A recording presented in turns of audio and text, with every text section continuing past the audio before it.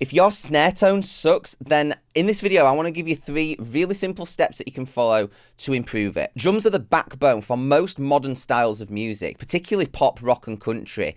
And if they sound weak, lifeless, particularly the snare, if that sounds bad, then it is absolutely going to reduce the impact that your song has on the listener. So let's take a quick listen to this song, and then we'll dissect exactly what's happening with the snare and go through those 3 really simple tips that you can follow to improve it. Now, the drums are pretty much exactly where I want them in this mix. The rest of it, the guitars, the vocals, the pads, pianos, are probably about 60-70% there. I'm happy with the tones, I'm happy with the sound, but there's very little automation. We've just got a static mix going on. But for this video, we're just focusing on the drums, in particular the snare. So let's take a listen.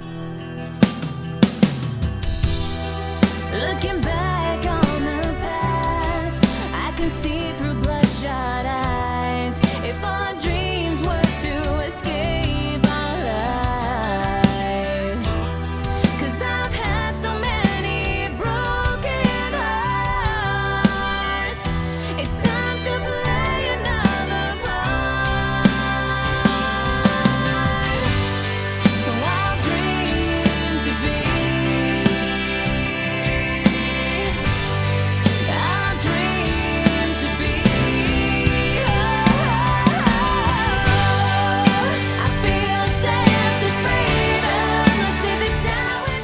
Now, those drums are sounding great. They're big, they're open, and they're really punchy. But let's take a listen to what the raw tracks sounded like and where we've come from.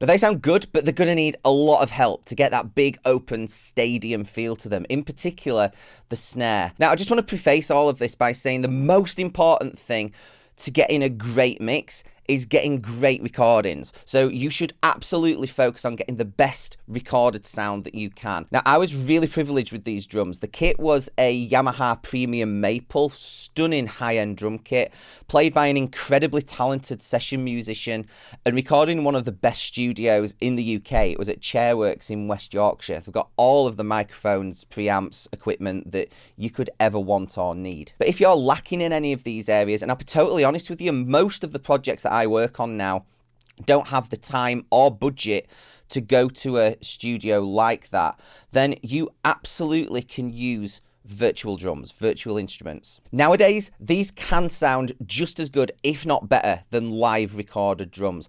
And I've got a ton of videos that you should probably go and check out if you're in that situation and you need to be using virtual instruments. But programs like Steven Slate Drums, Superior Drummer 3 and Addictive Drums 2 sound incredible, and you absolutely can get amazing results from that. But these tips will apply no matter whether you're using drums from virtual instruments or live recorded drums like in this session. So let's start with number 1, and this is all about EQ. Absolutely do not be shy with EQ when it comes to drums, particularly snare. Let's take a listen to what the snare sounds like, just completely raw, no processing at all.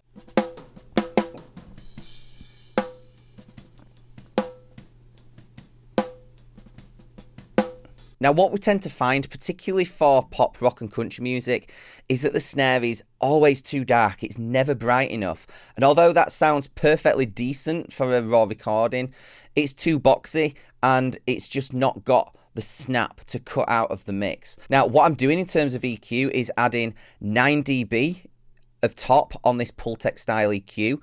And then we've got another SSL 4K plugin, and we're adding another 12 dB of 5K shelf.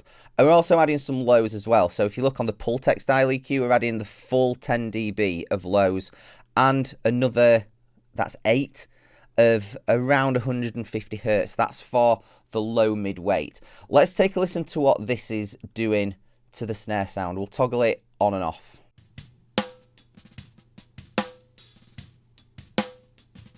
And then off.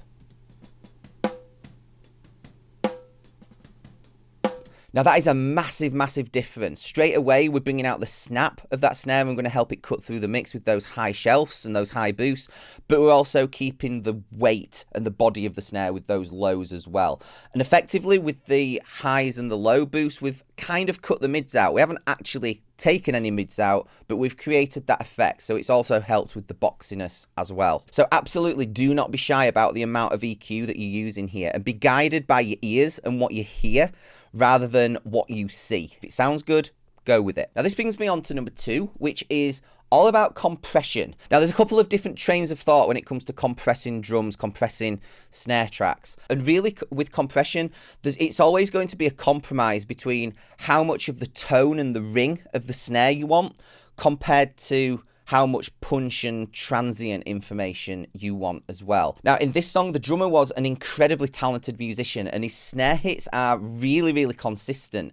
So I'm not having to deal with a drummer that was hitting it weak and then hitting it strong and having to deal with differences in level. A great drummer just knows how hard to hit to get the best tone out of the kit and when to build it up and when to kind of pull back in the song. So that is a really important step not to overlook.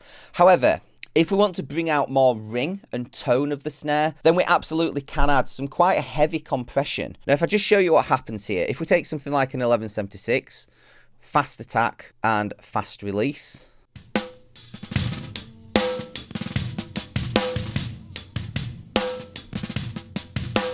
and we're compressing quite heavy. As you can hear, we're bringing out a lot of tone and ring from the snare, but the side effect of that is that we're losing a lot of transient information. We're kind of crushing it a little bit. This might be exactly what you need, particularly for heavier styles like heavy rock or even metal. This can be a really great tool. However, I do tend to find that that's quite a narrow range of circumstances where I need that. In most cases, I want the drums to sound big and I want them to sound open. So actually, I'm not compressing much, if at all. In this particular song, I've got a VCA style compressor and we're just taking about 2 to 3 dB off. So let's put that in. Let's take a listen.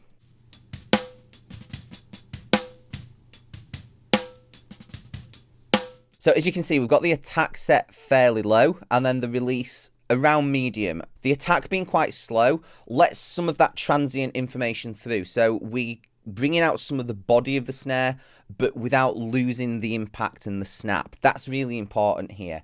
And then the release is timed so that it just gets out of the way for the next snare hit, essentially.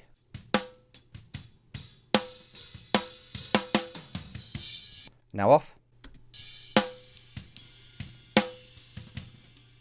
So it's quite subtle, but we are just enhancing the snap and the attack of that snare hit just a little bit with compression. We're not crushing it, so we're keeping it sounding quite big and open, which is important. Now, the third tip for great snare tone is samples. Do not be afraid to use samples to enhance or augment the drum sound that you've got and get you closer to the drum sound that you want or need. My thoughts when it comes to samples is that it's just a tool to help you get to where you want to be. It's not cheating. No one's going to give you a prize for producing and mixing a song that doesn't have samples. So if your drums need some help, if you need to use them, then just use them. And in truth, in most modern styles of music, you're going to need to be using samples, particularly kick and snare. So just embrace it. Now, the key here is to not just throw samples in willy-nilly. You really need to think about what you want the sample to do and what you want it to add to your drum sound. So let's take a listen to the drums without any samples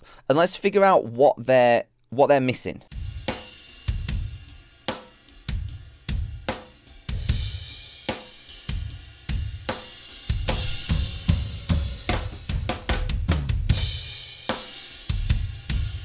So the snare sounds really, really nice and attacky. We're getting some really nice snap, but we're lacking some low mid weight and some size from the snare. So I'm purposely going to choose samples that have that. So this is one of the samples that I chose to add. So that sounds really nice and thick and weighty in the lows. I also want the drums to sound big and open and kind of enhance that sort of stadium feel to them. So I've also added a room sample. This is just a snare with the room mics cranked, so we're getting a lot of ambience. Take a listen.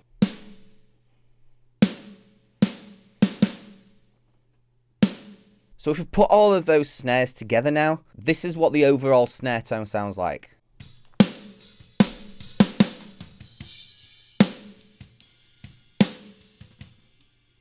And this is just without any of those samples. Samples back in. So let's take a listen to how that's all sitting now in the mix. We've got a huge final chorus on this song with a big drum fill leading into it. Let's take a listen. Let's leave this done without a reason. Won't you save me, save me now?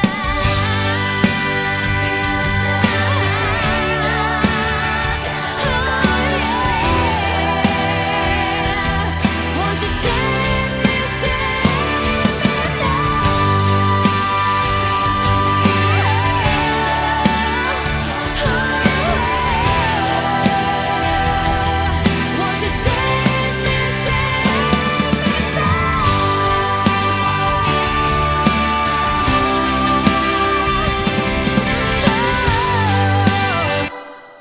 Now, if you're a singer-songwriter or you're in a band releasing music, then I've got something that you're definitely going to want to check out. One of the biggest frustrations about being an artist is releasing music and then getting traction and creating opportunities to further your career from it. Things like getting on big radio stations or Spotify playlists, or on festival lineups, or playing huge shows in front of thousands with bigger and better promoters. Well, honestly, a huge part of this, and probably the most important document that you have to get access to these opportunities, is your EPK. If your EPK is bad, then whoever opens it are not even going to give your music a chance. They're just going to delete your email and it's forgotten about forever. Whereas a great EPK that's formatted correctly and crucially contains all of the relevant information is like a magnet to festival promoters and radio DJs, and it gets your foot in the door. They're going to listen to your music and give it a chance. And this is that essential first step to creating opportunities to get your music heard. Now, to help with this, I've created an EPK template that you can use to get an amazing looking EPK